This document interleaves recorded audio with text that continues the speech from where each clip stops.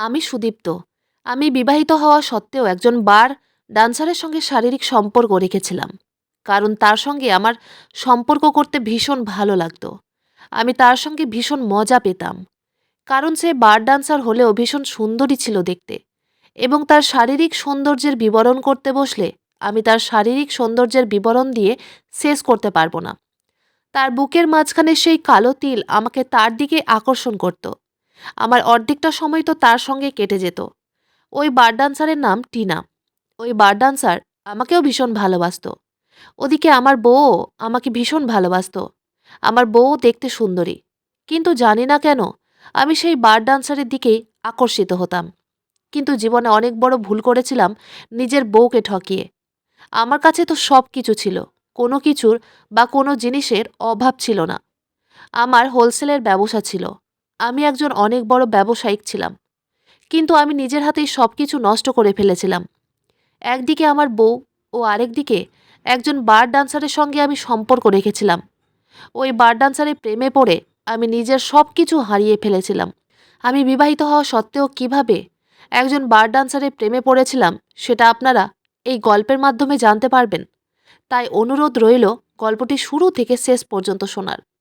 সেদিন রাতে আমি ও আমার বন্ধু বিনয় কিছু কাজের ক্ষেত্রে বাইরে বেরিয়েছিলাম এবং সেখানে আমরা মাঝে মধ্যেই যেতাম। সেদিন রাতে বাড়ি ফিরতে একটু দেরি হলে আমি ও আমার বন্ধু বিনয় আমরা দুজনে একটা নতুন রেস্টুরেন্ট দেখে সেখানে খেতে যাই। যদিও বা বিনয় বলেছিল এখানে তো এর আগে কখনো রেস্টুরেন্ট দেখিনি, তাই নতুন জায়গায় না যাওয়াই ভালো। আর এমনিতেও এখানকার পরিবেশটা একটু অন্যরকম মনে হচ্ছে, কেমন যেন একটা মনে হচ্ছে। আমি তখন বিনয়কে বললাম, আরে একবার চল না, এখানকার খাবারটা ট্রাই করি। তখন সেখানে দাঁড়িয়ে থাকা ওয়াচম্যানটি আমাদের জোর করে রেস্টুরেন্টের ভিতরে নিয়ে যায়। কিন্তু ভিতরে গিয়ে দেখি সেটা একটা বার ছিল এবং সেখানে কয়েকজন বার ডান্সার ডান্স করছিল। প্রথমে একটু অন্যরকম মনে হলেও খানিকক্ষণ পরে আমার ভীষণ ভালো লাগতে শুরু হয়। তারপর সেখানে আমি ও বিনয় ড্রিঙ্ক করি। সেখানে 3 থেকে 4 জন মেয়ে ডান্স করছিল। কিন্তু তাদের মাঝে যে সবথেকে সুন্দরী ছিল সেই মেয়েটি আমার দৃষ্টি কাড়ছিল। আমি অনবরত তার দিকেই তাকিয়েছিলাম। তার পাতলা কোমরের দুলুনি দেখে আমি মুগ্ধ হয়ে গেছিলাম। আমি ওই বার ডান্সারের উপরে অনেক টাকা লুটিয়েছিলাম। তখন বিনয় আমাকে বলল, আরে অনেক টাকা লুটিয়েছিস, এবার একটু বন্ধ কর। তারপর সেখানে খাওয়া দাওয়া করে আমরা যখন রেস্টুরেন্ট থেকে বাইরে বেরিয়ে আসি তখন সেই সুন্দরী বার ডান্সার আমাকে নিজের ফোন নাম্বার দিয়ে বলল, বাবু, আমি টিনা, আপনি যখনই আমাকে মনে করবেন তখনই এই নাম্বারে ফোন করবেন। তখনই আপনি আমাকে নিজের পাশে পাওয়ার অনুভূতি পাবেন। আমি আপনার ফোনের অপেক্ষায় থাকলাম। সেটা শুনে বিনয় আমাকে বলল, এখানেই কিন্তু শেষ। যা হয়েছে সেটা যাতে আর দ্বিতীয়বার না হয় এবং এখানে আর কোনোদিন আসবি না। এই জায়গাটা আমাদের জন্য উপযুক্ত নয়, কারণ আমরা বিবাহিত। আমি তখন হেসে বিনয়কে বললাম, আরে না না, আর কোনোদিন এখানে আসবো না। কিন্তু সেদিনের পর থেকে আমার নতুন যাত্রা শুরু হয়। আমার বন্ধুকে তো মিথ্যে কথা বলেছিলাম, কিন্তু নিজের মনকে মিথ্যে সান্ত্বনা দিয়ে বুঝিয়ে রাখতে পারিনি। আমি কিন্তু লুকিয়ে লুকিয়ে ওই বার ডান্সারের সঙ্গে ফোনে কথা বলতাম। বিনয় ও আমি মিলে ব্যবসা করতাম। আমরা দুজনে বিজনেস পার্টনার ছিলাম। শুধু বিজনেস পার্টনার নয়, আমরা দুজনে খুব ভালো বন্ধুও ছিলাম। আমি যেমন বিনয়কে নিজের মনের সব কথা বলতাম, ঠিক বিনয়ও আমাকে নিজের মনের সব কথা বলতো। কিন্তু এই ব্যাপারে বিনয়ের থেকে লুকিয়েছিলাম যে আমি একজন বার ডান্সারের প্রেমে পড়ে গেছি। সেদিন যখন রাতের বেলা বাড়ি ফিরে আসি তখন আমার বউ আমাকে দেখে বুঝতে পারে যে আমি বাইরে থেকে অনেক ড্রিঙ্ক করে এসেছি। তখন সে নিজের ঘাড়ে আমার হাতটা রেখে আমাকে খুব সাবধানে ঘরের ভিতরে নিয়ে যায় ও বলে, তোমাকে আমি বারবার বারণ করেছি এত বেশি ড্রিঙ্ক করতে। তোমার মা জানতে পারলে তোমাকে কতটা খারাপ ভাবে সেটা তুমি ভেবে দেখেছো? তার কথা শুনে আমি নেশাগ্রস্ত অবস্থায় মাথা নাড়িয়ে বললাম, মা তো এখন ঘুমোচ্ছে, তাই সে কিছুই জানতে পারবে না। আমার বউ যখন আমাকে ঘরের ভিতরে নিয়ে যায় তারপরে তার দিকে তাকিয়ে তাকে জড়িয়ে ধরে বললাম, টিনা, তুমি ভীষণ সুন্দর দেখতে। আমার বউ তখন রেগে আমার দিকে তাকিয়ে বলল, আমি টিনা নয়, আমি তোমার বউ সুপর্ণা। আমি তখন মুচকি হেসে বউকে বললাম, আমার জন্য টিনা, রিমা, দিয়া, সুপর্ণা, সুদীপা সব তুমি। তাই এখন আমার মুড খারাপ না করে বুকে চলে এসো। আমি এখন তোমাকে কাছে পেতে চাই। তারপর আমার বউকে টিনা ভেবে তাকে সারা রাত আদর করেছিলাম। পরদিন সকালে আমার যখন নেশা ভাঙে, তখন রাতের কথাগুলো মনে করে আমি তাড়াতাড়ি সুপর্ণার কাছে ছুটে যাই।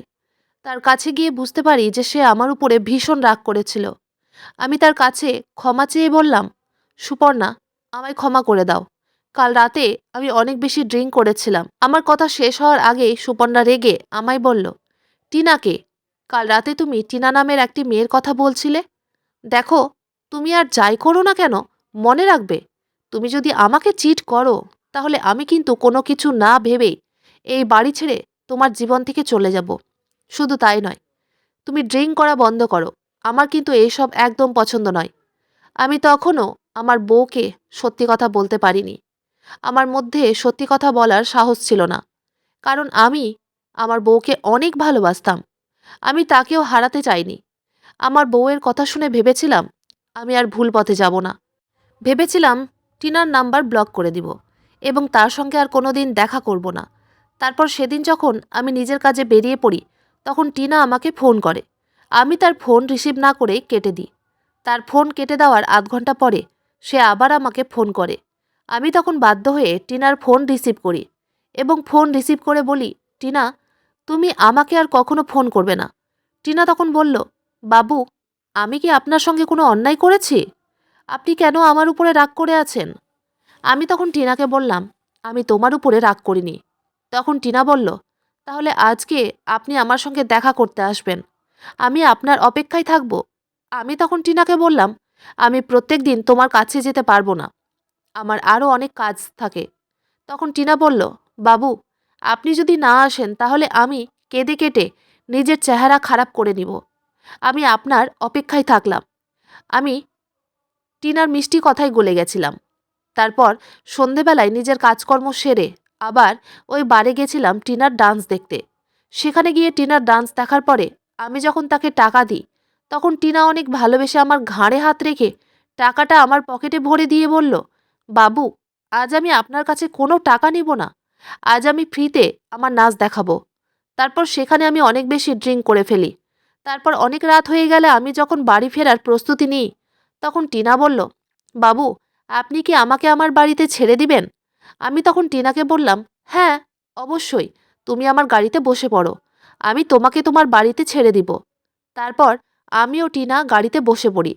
তারপর টিনার যখন বাড়ি চলে আসে তখন সে গাড়ি থেকে নেমে যায় এবং আমাকে বলে, বাবু, আজ আপনি অনেক বেশি ড্রিঙ্ক করে ফেলেছেন, তাই আপনি আমার বাড়িতে আসেন, আমি আপনাকে লেবু জল করে দেব, তাহলে আপনার নেশা কেটে যাবে, তারপর আপনি সুস্থভাবে বাড়ি ফিরে যাবেন। ওদিকে আমার বউ সুপর্ণা আমাকে অনেকবার ফোন করেছিল, কিন্তু আমার ফোনের দিকে কোনো খেয়াল ছিল না। আসলে সেদিন বিকেলে মাকে নিয়ে ডাক্তারের কাছে যাওয়ার কথা ছিল, কিন্তু আমি তো রঙ্গ তামাশা করতে ব্যস্ত ছিলাম। তারপর টিনাকে বললাম, আমি আর বাড়ি যাব না, নইলে অনেক বেশি দেরি হয়ে যাবে। টিনা তখন আমার কাছে এসে চোখে চোখ রেখে বলল, কেন বাবু, আপনি কি আমাকে দেখে ভয় পাচ্ছেন? আমি তখন টিনাকে বললাম, না, আমি নিজেকে দেখে ভয় পাচ্ছি। টিনা তখন বলল, আপনি একদম চিন্তা করবেন না, এই বাড়িতে আমি একা নয়, আমার মায়ের সঙ্গে থাকি, তাই আপনি নিশ্চিন্তে আমার বাড়িতে আসতে পারেন। তারপর টিনার কথা শুনে আমি তার বাড়িতে যাই। তার বাড়িতে গিয়ে আমি তাকে জিজ্ঞেস করি যে তার মা কোথায়। সে তখন তার ঘরের ভিতরে আরেকটা ছোট্ট ঘরে নিয়ে যায়। সেই ঘরে টিনার মা বিছানায় শুয়েছিল। উনার মাথার কাছে অনেক ওষুধ রাখা ছিল। উনাকে শুয়ে থাকতে দেখে টিনাকে জিজ্ঞেস করলাম, তার মায়ের কি হয়েছে? টিনা বলল, বাবু, আমার মা প্যারালাইজড, মায়ের পা দুটো অচল হয়ে গেছে, মা হাঁটাচলা করতে পারে না। তারপর টিনা তার মায়ের সঙ্গে আমার আলাপ করিয়ে নিজের রুমে নিয়ে যায় এবং সেখানে আমাকে বসিয়ে লেবু জল আনতে যায়। আমি প্রায় 10 মিনিট বসেছিলাম।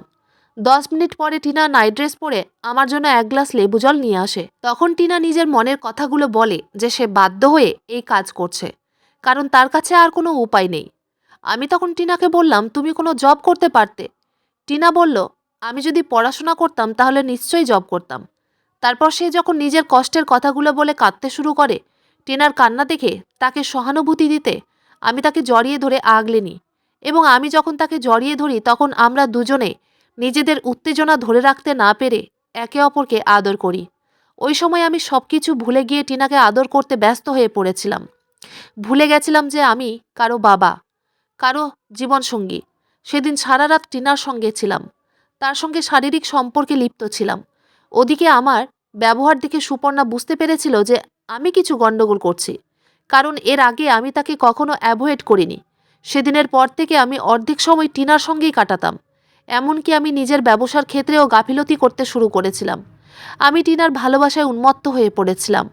আমি তাকে এতটাই ভালোবেসে ফেলেছিলাম যে তার জন্য আমার বন্ধু বিনয়ের কাছ থেকে 15 লক্ষ টাকা ধার নিয়েছিলাম টিনাকে ওই বার থেকে বের করার জন্য। টিনা ওই বার মালিকের সঙ্গে একটা এগ্রিমেন্ট সাইন করেছিল।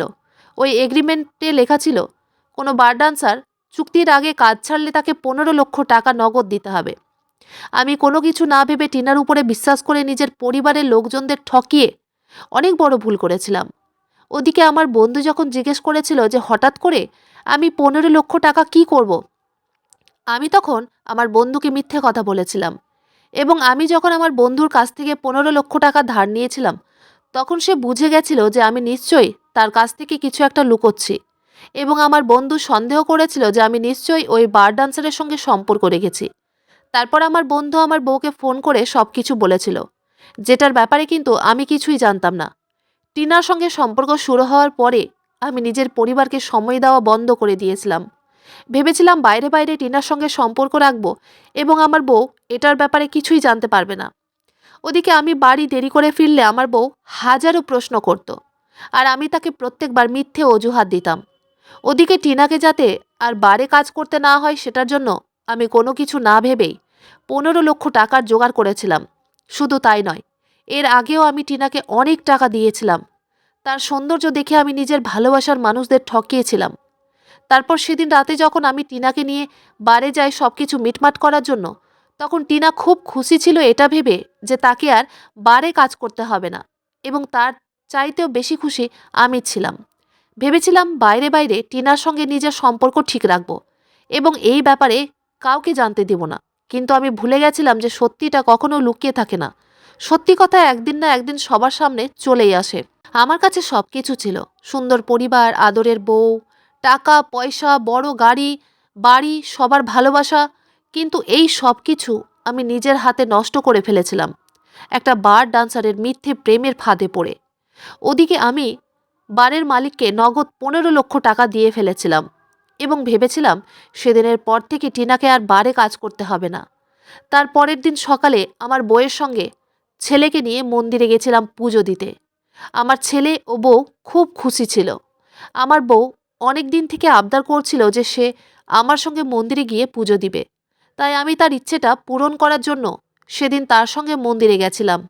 আমি ভেবেছিলাম এদিকে আমার বউ ও বাচ্চাকে ঠিক রাখবো এবং বাইরে বাইরে টিনার সঙ্গে সম্পর্ক রাখবো। কিন্তু এর পরিণাম যে এতটা খারাপ হবে সেটা আমি কোনো দিন স্বপ্নেও ভাবতে পারিনি, যে আমার জন্য আমার বউকে এতটা কষ্ট পেতে হবে। আসলে সেদিন মন্দির থেকে বেরিয়ে আমরা যখন গাড়িতে চাপার জন্য উদ্দেশ্য করি, তখন মন্দির থেকে বেরিয়ে ফাঁকা গাছতলার নিচে আমরা যখন যাই, তখন হঠাৎ করে 4জন গুন্ডা বদমাইশ আমাদের দিকে আসে। তাদের মুখে পট্টি বাঁধা ছিল, তাদের শুধু চোখ দুটো দেখা যাচ্ছিল। তারা হঠাৎ করে এসে আমাকে ও আমার বউকে চেপে ধরে। তারপর তারা আমার বউয়ের পেটে চাকু দিয়ে আঘাত করে। তারপর তারা সেখান থেকে পালিয়ে যায়। এক মুহূর্তের মধ্যে আমার চোখের সামনে সব কিছু হয়ে যায় আর আমি কিছু করতে পারিনি। আমার বউ অজ্ঞান হয়ে পড়ে যায়। কিন্তু আমার বউ যখন অজ্ঞান হয়ে যায়, তার আগে সে নিজের মোবাইলটা আমার হাতে দিয়ে বলল আমি যাতে তার মোবাইলটা খুলে দেখি, সেখানে একটা ভিডিও আছে। সেই ভিডিওটা আমার বউ আমাকে দেখতে বলেছিল। ওই সময় আমার মাথা কাজ করা বন্ধ করে দিয়েছিল, কারণ সুপর্ণার শাড়ি রক্তময় হয়ে গেছিল। তার রক্ত দেখে আমি আঁতকে উঠেছিলাম। আমার ছেলে তার মাকে জড়িয়ে ধরে কাঁদছিল। আমিও তাকে জড়িয়ে ধরে কাঁদছিলাম। ভেবেছিলাম এবার হয়তো আমার বউকে হারিয়ে ফেলেছি। তারপর তাড়াতাড়ি তাকে গাড়িতে চাপিয়ে হাসপাতালে নিয়ে যায়।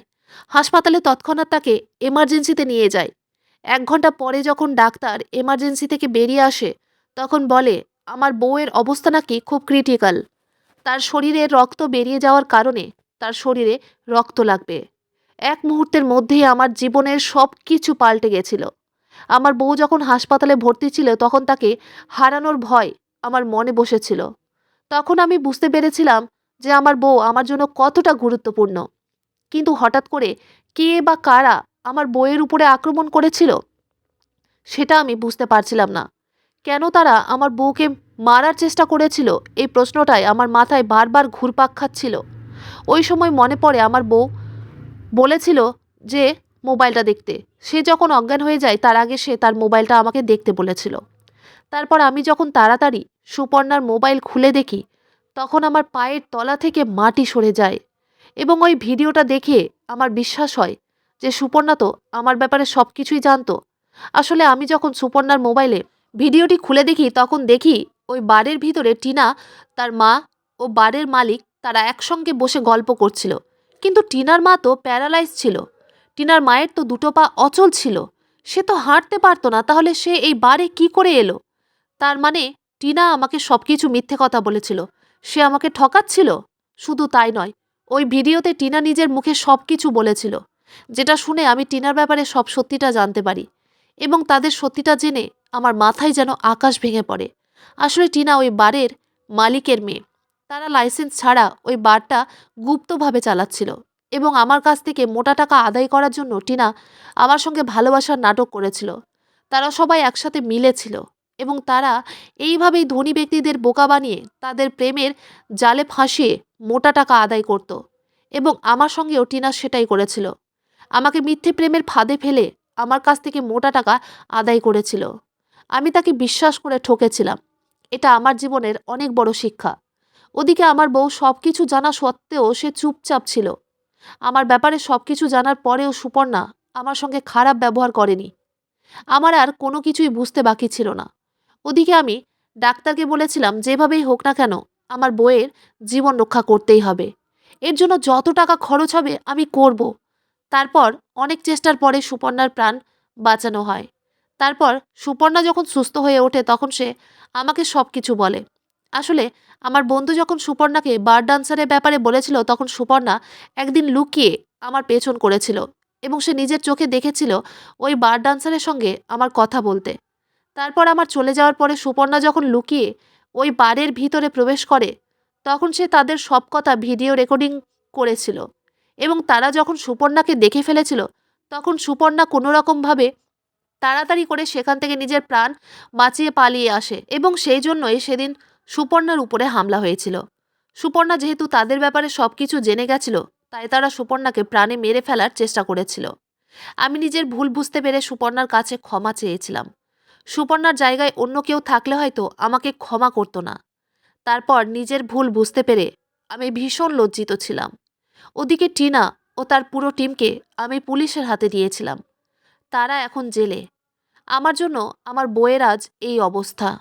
আমার বউকে হাসপাতাল থেকে বাড়িতে নিয়ে এসে তার সেবা যত্ন আমি নিজের হাতে করেছিলাম। যেমন তাকে খাওয়ানো, বাথরুমে নিয়ে যাওয়া, তার ঘায়ে মলম লাগিয়ে দেওয়া, এই সব কিছুই আমি করে দিতাম। আসলে আমি যেটা করেছিলাম সেটা ভুল নয়, পাপ। কারণ আমি সব কিছু জেনে শুনে পরকীয়া করেছিলাম। তারপর আমার বউ যখন সুস্থ হয়ে ওঠে, তখন আমি তাকে কথা দিয়েছিলাম যে এই পাপ কাজ আমি আর কোনো দিন করব না। টিনার ফাঁদে পড়ে আমার ব্যবসায় অনেক লোকসান হয়েছিল। টিনার জন্য আমি যেই 15 লক্ষ টাকা দিয়েছিলাম, সেই টাকাটা পুলিশের সাহায্যে আমি আবার ফেরত পেয়েছিলাম। এখন আমি আমার পরিবারের সঙ্গে অনেক সুখে ও শান্তিতে আছি। এই গল্পের মাধ্যমে আমি এটাই বোঝাতে চেয়েছি, আমি যেই পাপ কাজটা করেছি তোমরা কিন্তু সেই পাপ কাজটা করো না। বন্ধুরা, আজকের গল্পটি এখানেই শেষ করছি। গল্পতে কোনো ভুল ত্রুটি থাকলে ক্ষমা করে দিবেন। গল্পটি ভালো লাগলে অবশ্যই লাইক, শেয়ার, সাবস্ক্রাইব করতে ভুলবেন না। ধন্যবাদ।